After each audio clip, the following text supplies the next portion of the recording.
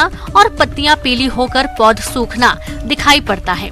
कवक के बीजाणु मिट्टी में पड़े रहते हैं, जो नमी प्राप्त होने पर तने में संक्रमण फैलाते हैं। इसकी रोकथाम के लिए रोगरोधी मूल व्रंत का प्रयोग करें। नींबू के बागों में जल निकास की उचित व्यवस्था बनाए रखें। नींबू वर्गीय फसलों की अनियमित कटाई छटाई से बचें। रोग ग्रसित भाग को चाकू से साफ कर रिडोमिल या ट्राइकोडर्मा हर्जेनियम की 100 ग्राम मात्रा का लेप करें और उसके बाद अलसी का तेल चारों ओर लगाएं। डायबेक रोग। नींबू वर्गीय फसलों में इस रोग के फैलने के कई कारण हैं, जैसे रोग कारक कवक द्वारा कीटों का संक्रमण, पोषक तत्वों का असंतुलन, वातावरण में बदलाव, शस्य क्रियाओं से छेड़छाड़, अनियमित छटाई, निराई गुड़ाई, गहरी करना, नमी का अभाव आदि। इस रोग में पौधे की शाखा ऊपर से नीचे की ओर सूखना प्रारंभ होती है।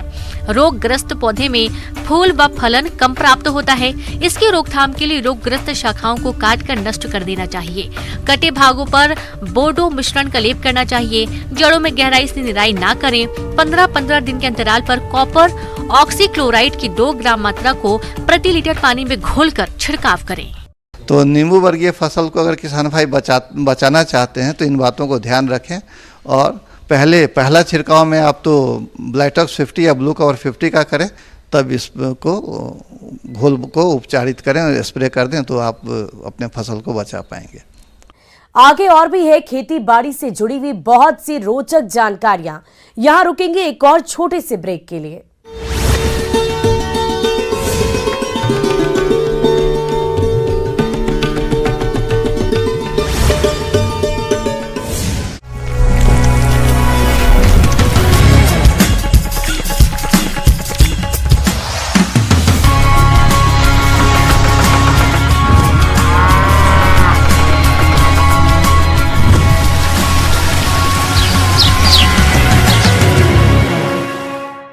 ब्रेक के बाद एक बार फिर से आप सभी दर्शकों का अन्नदाता कार्यक्रम में स्वागत है।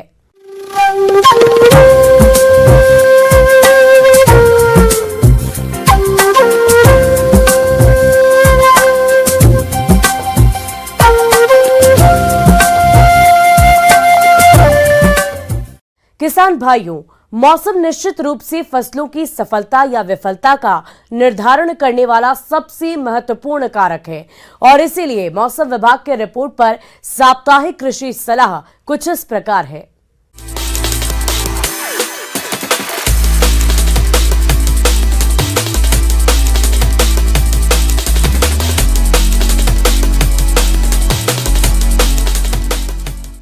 ग्रामीण कृषि मौसम सेवा, भारत मौसम विज्ञान विभाग, बिहार कृषि विश्वविद्यालय सबौर द्वारा जारी किए गए मौसम के अनुसार आगामी 5 दिनों के दौरान आसमान में आंशिक बादल छाए रहेंगे।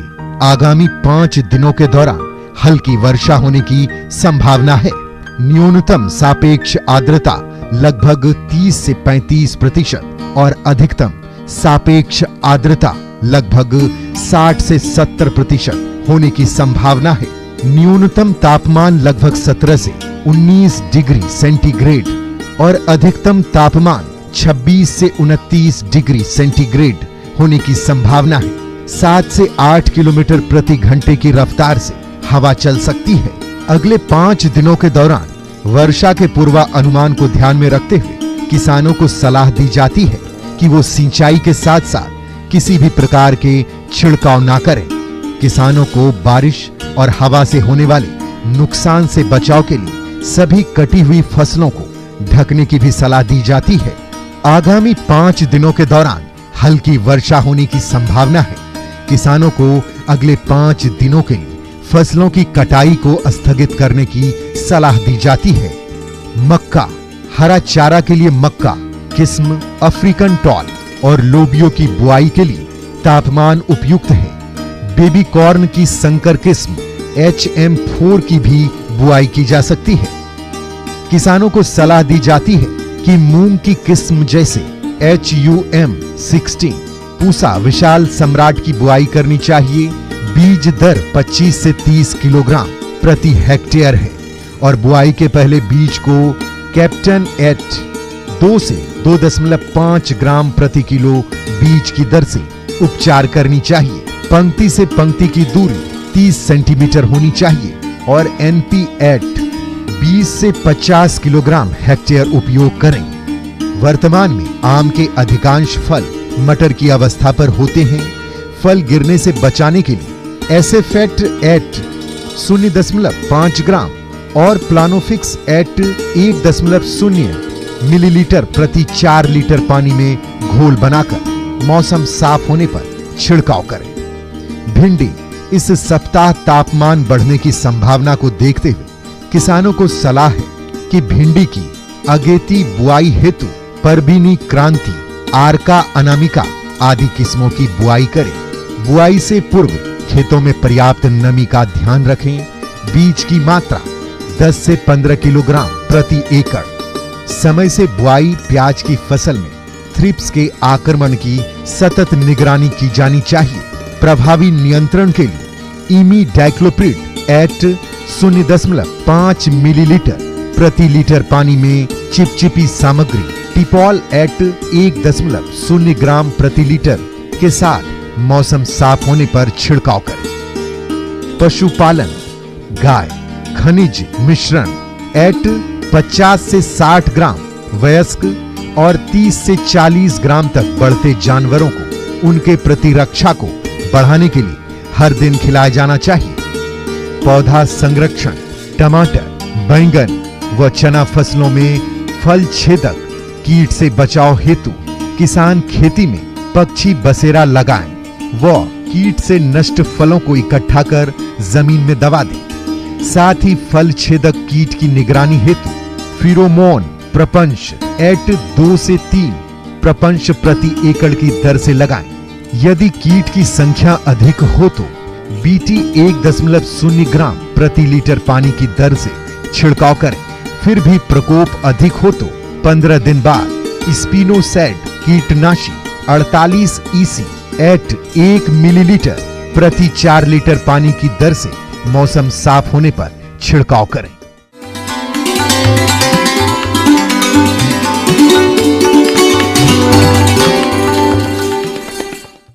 अब समय हो गया है प्रदेश के किसानों द्वारा अन्नदाता निःशुल्क फोन के माध्यम से पूछे गए समस्याओं के समाधान का।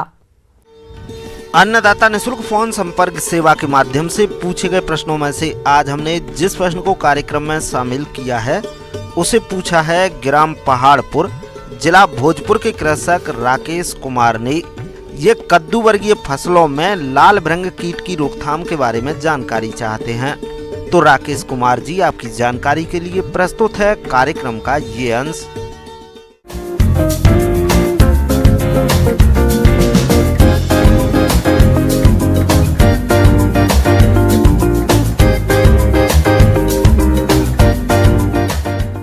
अभी आपके खेतों में लत्तर वाली फसलें उगी हुई होंगी, तो अभी आप इस समय मार्च में ज़्यादातर देखा जा रहा है कि रेड पम्पकिन बीटल, और इसे हम हिंदी में कहते हैं लाल कद्दू कीट, इसका प्रकोप आप देख सकते हैं अपने खेतों में। ये कीट क्या करते हैं, ये पत्तों में छेद करते हैं, और सबसे बड़ी बात है कि ये जो इसके शिशु कीट और इसके वयस्क कीट जो हैं, ये दोनों ही बहुत प्रभावी रूप से फसलों को नुकसान पहुंचाते हैं। और ये कीट क्या करते हैं, जो वयस्क कीट हैं ये तनों में और फिर जड़ों में भी जाके नुकसान करते हैं, जिससे कि पौधे कमज़ोर हो जाते हैं। तो अब इस कीट के प्रबंधन के लिए हम लोग क्या कर सकते हैं। सबसे पहली बात तो किसान भाइयों, खरपतवार ज़रूर हटाएं। हम कीटनाशक कार्बाराइल 50 WP का उपयोग कर सकते हैं। उसे हम 1.5 ग्राम पर लीटर पानी में डाल के हम उसका घोल तैयार करेंगे। उससे फिर उसे या तो सिंचाई में उपयोग करें या तो उसका छिड़काव करें। ये हम कर सकते हैं 15 से 20 दिन के अंतराल में आप इसका छिड़काव कर सकते हैं, उपयोग कीजिएगा। अगर आप किसान भाइयों ऑर्गेनिक फार्मिंग कर रहे हैं तो आप जैविक कीटनाशक का उपयोग कीजिएगा। तो इसमें क्या है, आप नीम तेल का यूज़ कर सकते हैं। ये आप 2 ml पर लीटर पानी में घोल तैयार करके इसका छिड़काव कीजिए।